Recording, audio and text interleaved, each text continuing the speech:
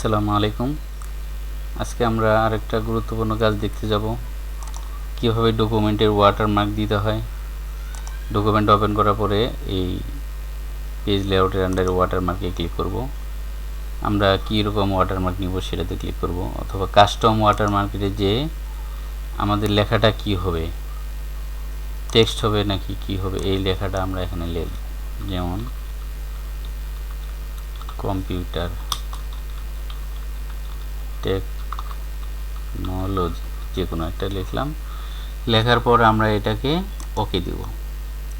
ওকে দেওয়ার পরে আমাদের পেজের দেখেন পেজের ভিতরে ওয়াটারমার্কটা চলে আসছে।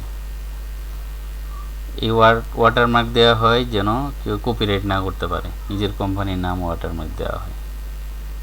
এরপরে পেজের কালার দেওয়া যাবে, যে কোনো কালার আপনি নিতে পারবেন।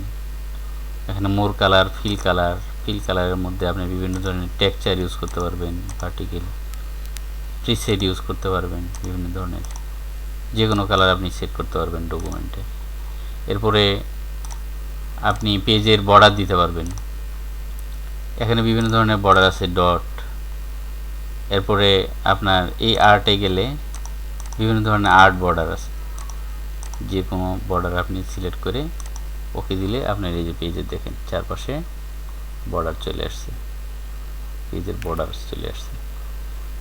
আপনি পেজের কালার নিতে পারবেন, বর্ডার নিতে পারবেন, আপনার যেভাবে খুশি সেভাবে পেজটাকে ডিজাইন লেআউট করে নিতে পারবেন। আজকে এই পর্যন্তই। ভালো থাকুন, অবশ্যই চ্যানেলটি সাবস্ক্রাইব করুন।